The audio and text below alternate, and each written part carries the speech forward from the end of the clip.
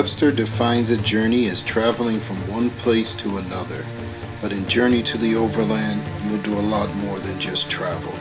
From the moment your character leaves his hometown, you'll begin to experience the encounters and adventures that could only take place in Journey to the Overland.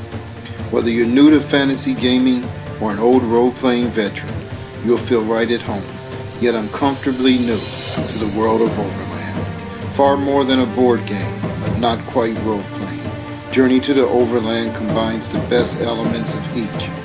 Set in a world where sorcery, magic, and might are the greatest powers, and surviving is the only law, Journey to the Overland gives you what the other games won't: a chance to tackle it all alone. With its unique encounter cards, various scenarios, and extensive use of non-playing characters, you have everything you need to enjoy hours of travels and adventures.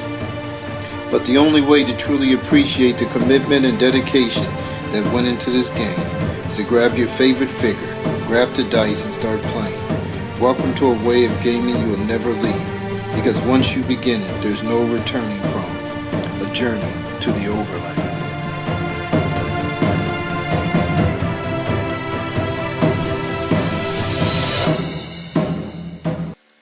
Previously on Journey to the Overland.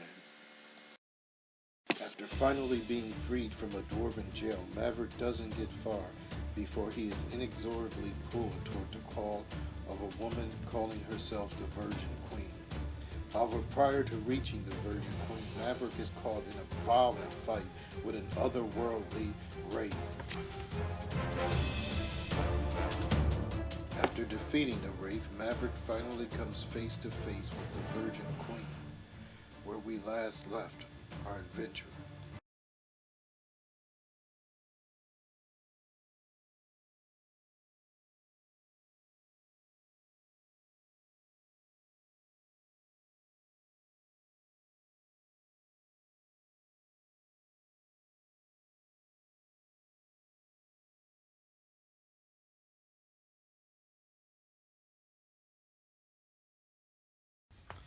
Hey, welcome back to another episode of Journey to the Overland. So I think the last time we saw Maverick, he had just encountered the Virgin Queen. And basically, the Virgin Queen scenario required that he go visit her at the Hex. He was to spend 3 nights with her and then roll to see if she was pregnant. So, to kind of show you what that's all about, there's a section in the rules called Men and Women. And basically, the reason I put this rule in the game was to create kind of a legacy factor. So, you know, legacy games are real popular nowadays. And you have games like Gloomhaven and Seafall and Pandemic, where they all say, well, we're legacy games. So basically what you do in the board game continues or survives in the other games. Now with role playing, basically every game is a legacy game. That's kind of the nature of role playing. You create a legacy for your character. But one of the things I wanted to do for this game was create kind of a legitimate function of, if you create a character, how he could have his descendants that would carry on his adventures or his journey. And so I kind of put a rule in here for men and women to have children and for the children to age and grow. So I want to take a look at that with you guys and show you how that works.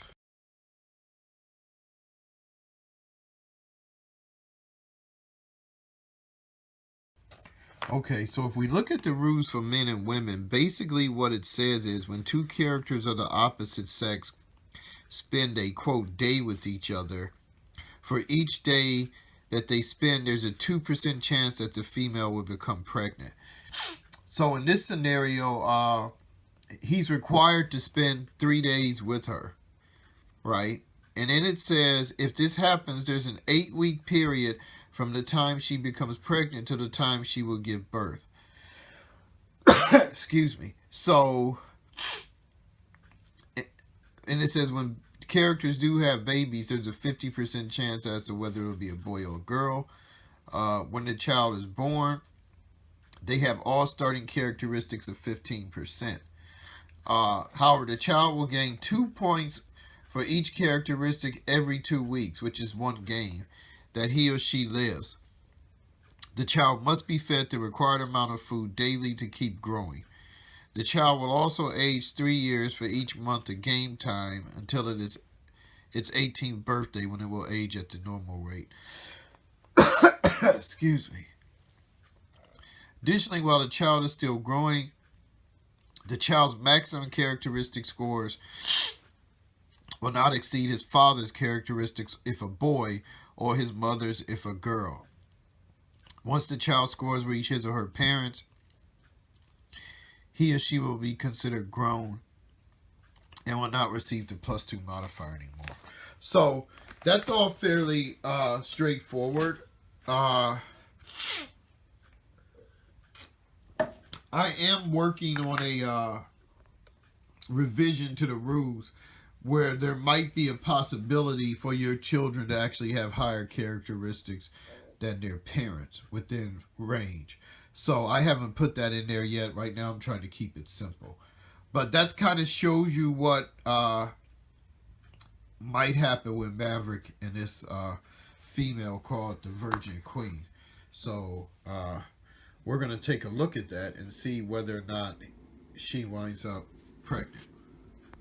Okay, so after having looked at all of that, I've went ahead and progressed my character sheet 3 days. I pulled the weather cards. I updated my character sheet. So at the end of the 3 days, there'd be a 6% chance, and I'm going to roll for that now. I'm going to use the black die as the 10 die just to try to roll high, because I'm not interested in her being pregnant. So let's see what we get. So we got 53. So we weren't even close. So having done that, I'm free to go on my way. Let's see what the event is for this week, and let's see what the weather is for today. Okay, so we're back. So having been released from the Virgin Queen's call, after spending the three days and nights with her, we're now going to send Maverick back on his way.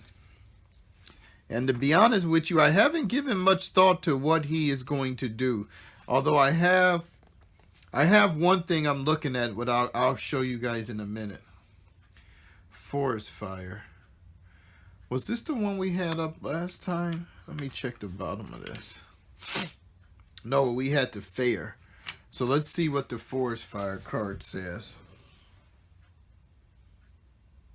A mass forest fire is sweeping across the overland. I'm not in any forest hexes. Any day it rains this week. Characters. So the rain may put it out. So I guess that's only going to come into play if we wind up going into the forest, which there's no forest here. I am in the mountains, so I will have to check for falling if I try to cut back through the mountains. I could come out this area into open land, but I don't know how far down this extends before I have to cut across the mountains anyway. So let me check that with the other map. 1 second. Okay, so I've temporarily put the other half of the map back out. And this is kind of interesting because I could actually take Maverick down through here. These match up, right? Let me make sure. Right, so he could go down through here without cutting through the mountains, back through this way, and if I wanted, I could try to take him all the way back home, or at least back to his hometown, from there, which could be interesting. Or I could try to go this way and then cut across here. Hopefully the fires would be out in the forest, and I could cut in across here into Wood Dam. Or I could just take the short route through the mountains and then try to cut here to King's Castle, Future Town, King's Harbor, or Morse Monastery. I'd like to go to Morse Monastery because I've still got those 10 wounds from that wraith, which aren't going to heal from resting. So I could try to get an audience with the father of Morse Monastery, see if he would heal those wounds for me. I could go to King's Castle. I think you can get an audience with the king. Or you could seek to become a knight. Now, I don't know if you can see this, and let me adjust the camera a bit. I have this ship up here that I put on the map because if you recall, I think in the episode before last, not 11, but episode 10, Maverick discovered a wrecked ship, and this is the hex that it was in. And at the time, I didn't explore that because I didn't have enough money or gold or whatever to actually get it up and running. Since then, I've actually thought about it, and I'm actually thinking of trying to get that back, trying to head back there and actually work on that. And I worked out the numbers. So it said I needed 10 workers, which right now if I purchased the workers, they'd have to be farm boys, at 1 gold piece each for 4 weeks. That's 28 days. 28 gold pieces times 10 would be 280 gold pieces. So that's what I would need to hire the workers. I'd need 10 hammers, 10 nails, and 10 wood planks. So I calculated that out to 310 silver pieces. I need to feed them for 3 days. I need food for them for a month. So 28 days, which is the 4 weeks I think it said to get the ship running. For 3 would be, I think I said that would be, well, it's 19 for 3. So I did 19 times 7. Would feed them for 7 days. And then times 4 would be 28 days. So that basically would be 532 silver pieces just to feed everybody. And I think when I did all of this together, it came out to 280 and another 370 gold pieces. So I'd be looking at about 500, 600 gold pieces to get the ship running. Now that is a lot of gold. But you have to realize, even a common ship in the game, to purchase it just using gold would cost you 10,000 gold pieces. So if I could pull this off, I basically have a ship that normally sells for 10,000 gold pieces that I got for basically 600 pieces of gold. Now, another thing is, when I fought the Wraith, he had 50 gold pieces. Or something on him was worth 50 gold pieces. So I actually did pick up 50 gold pieces for Maverick. Now, I don't have any food right now, but if I can get to one of these towns, I can actually get some gold. Buy some food. And another problem I have is, now that I'm no longer with the Virgin Queen, I'm going to have to start eating again. So that's another reason I'm not sure if I want to cut through the mountains, because I can only move 1 hex a day in the mountains, which means I would have to spend another night in the mountains without eating and without being able to hunt. If I come out this end, I could actually hunt. Probably wouldn't catch anything, but at least I'd have a chance of trying to hunt and eat. There's the risk of having to cut through the swamps eventually, which I don't like, but I may have to deal with that. Although that's a little ways off, as you can see. So, yeah, I'm going to think about this for a second. Okay, so I think I am going to cut through the mountains. I know it's a risk of getting wounded by falling rocks. I know my movement's going to be slow. I did pull the weather card for the day, so the weather is clear, which is good. I think I'm actually going to try to head to Morse Monastery. I just have a feeling that, maybe if I have a meeting with the father at a monastery, I might can get a little direction for myself and for my quest. So that's the way I'm going to head right now. So I'm going to move 1 and go there. I'll roll for my 80% chance of rock since I don't have mountain rope. So 0-9. So I am wounded by falling rock. So let me see how many wounds I take or from falling. Okay, so it says I get 1 D10 in wounds, which is probably not that bad. The most you're gonna get is 10, I guess. Ha! And I rolled a 9. Oh my Lord. Every time I say something's not that bad, it winds up being that bad.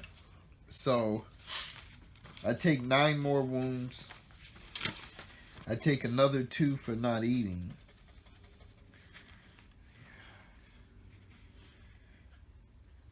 So right now I have 47 wounds. Whew. Which means I got to get somewhere and rest soon. Alright, so that's going to end that day. Okay, so let's pull the next day's weather card. I guess one thing I should tell you guys is when I pulled the cards while he was with the Virgin Queen, 2 of them were like healing cards. Like if you rest, you heal extra wounds. So there's probably not going to be any of those coming up in weather. So I'm probably not going to stop and try to just spend the day resting, but we'll see. Here's today's weather card. It's rainy. I have no high boots. So I'm going to have to -1. I'm coming out of the mountains into open land. So I have to check and see if I get lost. Which I don't think the chance of getting lost is that great when you're coming out of the mountains into open land. So I'm not too worried about that. Where's the table? Check for getting lost. I thought I put that in here. So let's see here. Here we go. So from mountains going into open land, there's only a 10% chance. So I'm still going to use the black as the 10 die. 25 is close, but no cigar for them. So I can move here. And actually tomorrow I can actually go back in Dwarf Town and buy some food, which is what I am going to do tomorrow. Oh yeah, I forgot to check for my encounter entering open land. So let's do that now. 75% chance. Ha! No encounter. I rolled 95. So that's good. Okay, so the weather card for today. Heat. Eat 1 additional wound. Well, that won't matter if I don't make it into Dwarf Town. So let's head into Dwarf Town. We'll check for an encounter as we go in. It's in open land. So we do have an encounter. So let's see who we meet. I can always escape into the town, though, if I don't like this. Wow, a wizard. 500 MSTs. That's pretty powerful. If he joins, he will request that you pass by Fire Castle. That if you pass by Fire Castle, he be dismissed. So he's trying to get to Fire Castle. If he attacks in combat, he will use whatever spells available to him to defeat you or escape. If he is near unconsciousness. Well, let's see what's going to happen. We roll on the NPC reaction table. I'll use the 10 again. That's been... The black again, I mean, that's been rolling pretty high. Ha! Oh my Lord. 12. I think that's almost definitely I'm going to be attacked by a friggin' wizard. This is ridiculous. Okay, let's see here. Let's see here. Oh my goodness.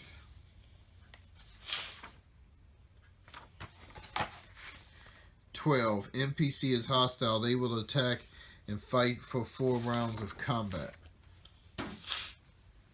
So basically, this guy has a oak staff, a magic ring, and of course he's got a buttload of spells.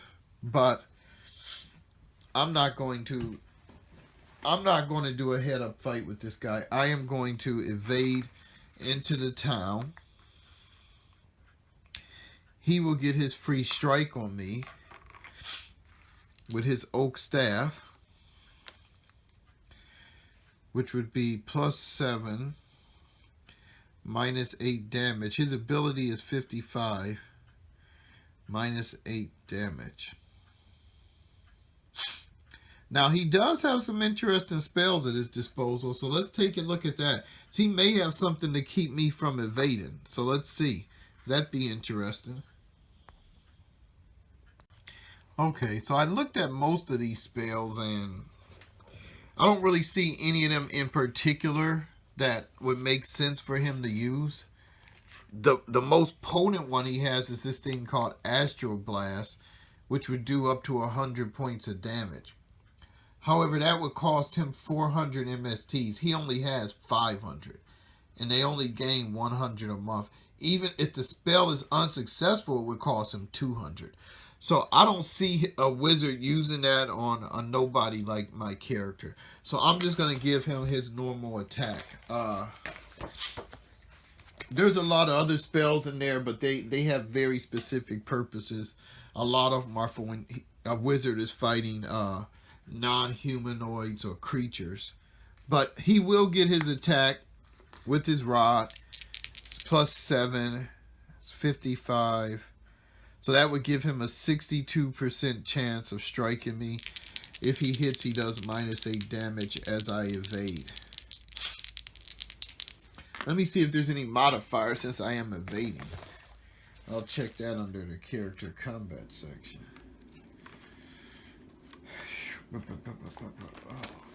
You know what? It might be in the cheat sheet. Right, so if you see here, it says if your opponent has made an evade action, you suffer a -20 modifier. So he would normally have a 62. Because I evaded, that would be a 42. And he misses me. So then I make it into the town. I did not want to stand and fight this guy because obviously if he was getting injured or he really had to take me out, he could try one of those very powerful spells on me, which could basically end me very quickly. So I wasn't going to fool around with this guy. So I made it into Dwarf Town. I got some gold so I can pay for my lodging. Okay, so that gets us to day 4 of week 29. I bought him some food. I paid for his lodging for 5 days. So, just to show you on my character sheet. So, that left me with 15 gold. I've got 1 silver piece left over from somewhere. And he's got 16 days of food. The problem is he's got 49 wounds out of a 98 endurance. 10 of those wounds cannot be healed by resting. But what I'm going to try to do is I think I'm going to rest the rest of this week. So this is day 4. So that would be 4, 5, 6, 7. That would be 4 days rest. Then I think at the beginning of next week, I'm going to see if I can hire some help. Because I'd like to get another magician. And then start making my way across here to Morsh Monastery. Okay, so you can see here the 4 weather cards that I drew while he was resting. Nothing that actually helped him with his rest, which I knew I probably wasn't going to get. But there was a lunar eclipse, some heat, so I had to eat 1 additional meal, a hurricane, and then the rest was clear skies. So, but that did conclude that week. That gave him some much needed rest. We're going to pull a card to start the next week. And I may go ahead and shuffle those. Matter of fact, I'm going to shuffle both these decks. Okay, so I shuffled both the decks. Let's going to pull our event card. The Royal Breakfast. I remember this from earlier.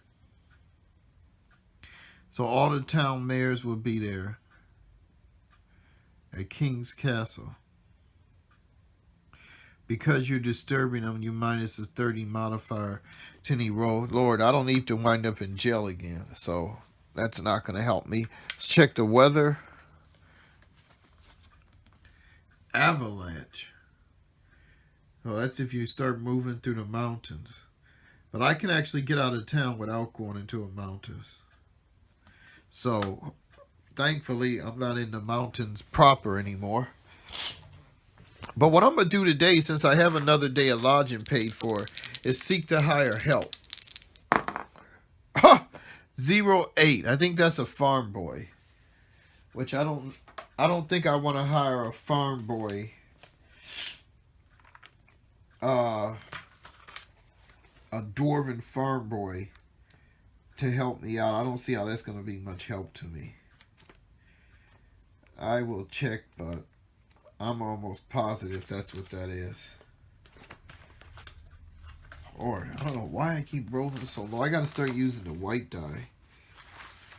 If I had used the white die, I would have been able to hire an adventurer, which would have been cool. 6 gold pieces a day. But yep, that's a farm boy. So, if I was building a ship, that would be a pretty good result. But I think we'll pass on that and go back to our room. Okay, I changed my mind. I think I'm going to stop by the tavern. And Dwarftown has a tavern called Dragon's Thirst. So let's take a look at that. Dragon's Thirst is the local tavern in Dwarftown and provides free drinks to all dwarves. Well, I'm not a dwarf. Any NPCs met at Dragon's Thirst will be dwarves. Dragon's Thirst is probably best known because of Dwarf King Thoron, who frequents it. That's interesting. On any night of the week from the 1st to the 5th day of the month. From the 1st to the 5th day of the month, there is a 50% chance that Thoron will be there. Well, I just started. Did I just start a new month? Let me check. That's why you got to keep track of stuff here. So, I'm into month 8.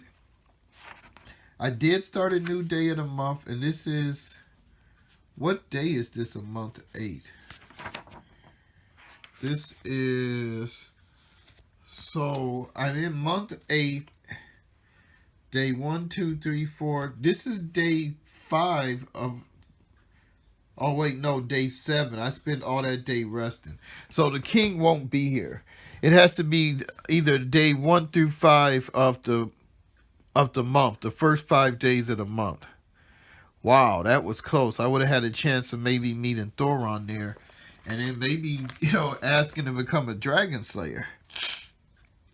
So he's not there. So other than that, it doesn't look like there's much else going on at the tavern if you're not there on any of those nights, because the rest of this has to do with if Thoron is there and whether he's drunk or not. But that is interesting. If I had went to the tavern earlier in the week, I would have had a chance of meeting him and maybe getting into the Dragon Slayers that way.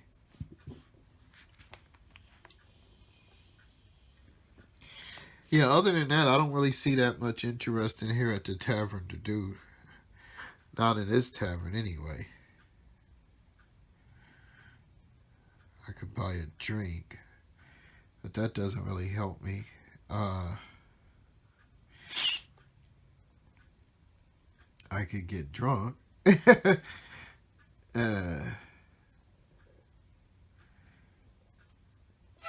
Oh, that actually increases your chance of getting lost and stuff if you get drunk and stuff. So, yeah, that was interesting. That might have turned into something. Okay, so after a boring night at the tavern, I think I'm gonna head out of Dwarftown. We've got good weather. We can add 1 to our movement rate. I need to check for... I don't have to check for getting lost. I have to check for an encounter in open land, which is 75%. So we are going to have an encounter. I wasn't able to find any help, unfortunately, so I'm going to have to deal with this on my own. Oh, wow, this guy looks powerful. Nebular Cain. It's a mercenary wizard who sells his power and skill to the highest bidder. If you pay him 100 gold now, he will stay with you until you first employ him. I don't have 100 gold.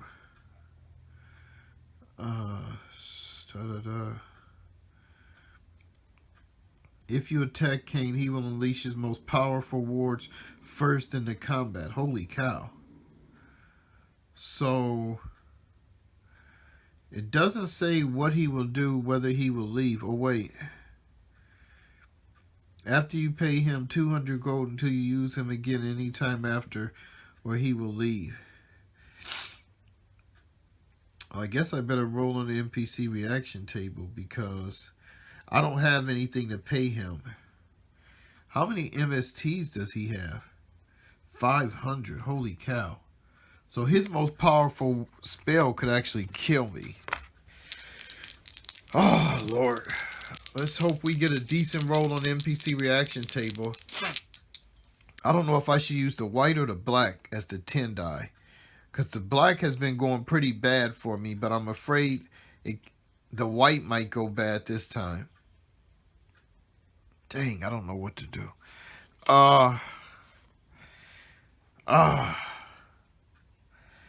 What was the last roll? The last roll was I rolled for help and I got like a 0 something. All right, I'm going to use the white as the 10 die.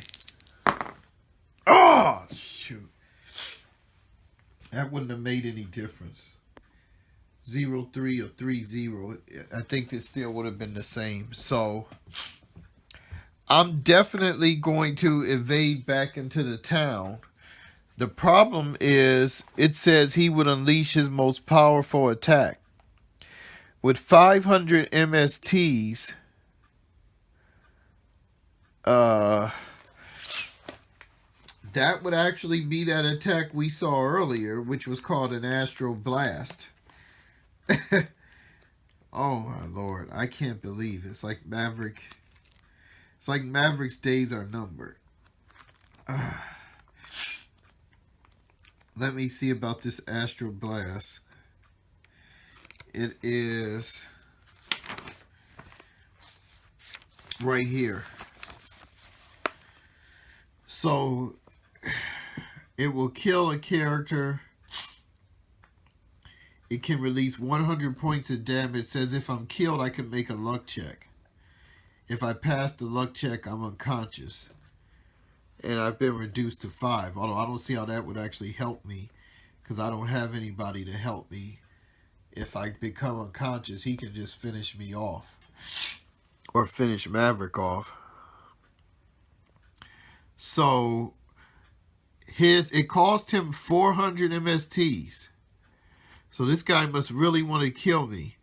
But he's a 55% wizard here. And he's going to suffer minus 20 because I'm evading back into the town. So he has a 35% chance of landing this blast against me. And if he lands it, I'm pretty much dead. That's the end of Maverick. So, I don't know. Should I go with the black or the white again? Neither one of them helped me. I'm just going to use the black die. One way or another. Just get this over with. Yes, he missed. He rolled a 65. He only had a 35% chance. So that was his free attack. I evade back into the town. And he missed. And this guy just lost 400 of his MSTs. Okay. So Maverick's going to try to get out of town once again.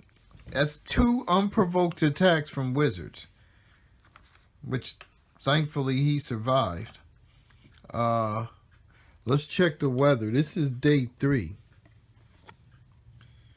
And it's raining. So that would mean he has to -1 from his movement. To be honest with you, I kind of like being near Dwarf Town because it saved my butt a couple of times by being able to evade. Because some of those wizards, even if I had evaded my full distance, they have attacks that can go 3, 4, 5, 6 hexes. So that wouldn't have saved me. But being able to go into the town did. So I don't know if I want to move away from town just 1 hex. I'd have to check for another encounter, which I could evade again if it goes bad. I have about 10 days worth of food left, which should be enough to get to King's Castle or Morsh Monastery. I have some gold, so I could pay for lodging. I do need more gold. You know, but of course, I don't know what I'm going to encounter out here. Although I just can't sit here in Dwarf Town. So let's roll for an encounter. 75% chance. And you know what? I'm going to get some different dice. I'm tired of these dice. 1 second. I mean, unfortunately, every time I've needed these dice to come through for me, with very few occasions, they failed me. You know, when I tried to get audiences, when I've tried to hire help, and you know what? I just can't use them no more. So I'm going to use these 2. I will let the red be the 10 die. Check for an encounter.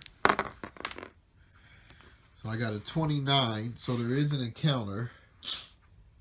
I might change that green one into the 10 die next time. Oh, I found the thief. Says any positive roll, he will join your party for 5 gold pieces a day. Any negative roll, and the thief will either attempt to pickpocket you or rob you. What? Wait a minute, let me read this.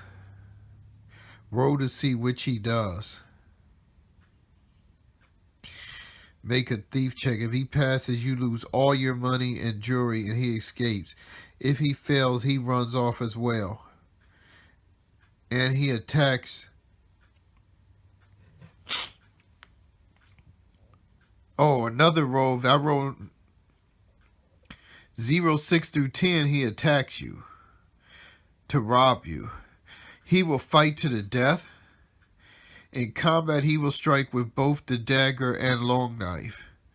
If you kill him, you can take his copper bracelet and sell it in any town that accepts copper. Holy cow, this guy's got a 1,000 copper bracelet? So it's worth 1,000 copper pieces. You can also keep it and add +10 to any roll when dealing with the Thieves Guild. So that means if you're a thief, you could use that to negotiate with the guild. So this is going to be an interesting encounter depending on what I roll on the NPC reaction table. Alright, so I set up the encounter with the thief. This could get interesting. He's 2 hexes away. This is the figure that I'm going to be using. And normally I really wouldn't be too worried about fighting this guy. His endurance is only 63. He has a long knife that does 6 damage, a dagger that does 9. So he could almost do 9 damage per round of combat. He has 60 gold pieces on him and in this copper bracelet. Which I don't know how much copper is worth compared to gold, but that's a lot. I guess I gotta roll an NPC encounter table. So I'm going to use the red as the 10 die again. I think I'll stick with it for a little while. 96? Whew! That doesn't sound like he's going to be attacking me. Wow. I don't know if that's an NPC comrade or not. Wow. That's one of the highest results I've ever rolled. Yes, he's an NPC comrade. NPC is very devoted to you and your cause. They will risk their life for you, going first or alone in any combat or dangerous situation. Will join your party as an NPC comrade. These NPCs may serve you in other capacities. Ho ho! So I got my first NPC comrade. Wow. This thief guy has now joined me as an NPC comrade. Wow. And because he joined as an NPC comrade, I don't think I have to pay him those 5 gold pieces a day. Because that overrides that normal result when you get the NPC comrade result. So, wow. That is huge. Me and him will not be fighting. We will be adventuring together. These will now become the tales of Maverick and Eli. That's what I'm going to call this thief, Eli. So he has now decided to join my party. I will make my way to him. I will go 1 hex to him. He will come 1 hex to me. Because of the rain, we can only move 1 hex. We are now traveling together. We are sharing our tales and adventures of Maverick and Eli. Wow. I got to log all this in. I got to take this in. I got to review the rules on NPC comrades, but this could actually be a game changer for me. I have my first NPC comrade, and I will explain the importance of that in the next episode. I will explain all of the things that allows you to do when you finally get an NPC comrade. Wow, I think switching these dice up did it. And I stuck with the red. If I had switched it to green, I would have had a 69. But because I stuck with that red, I got myself an NPC comrade. Take care, folks. My name is Maverick. I'm from the town of Milesdale, and I live in the Overland. The Overland is a dangerous place. You never know what you will run into, and you never know what you will find. When at all possible, never ever travel alone. And when all else fails, it's better to run and live to fight another day. And in the end, if you have faith, hope will light your way.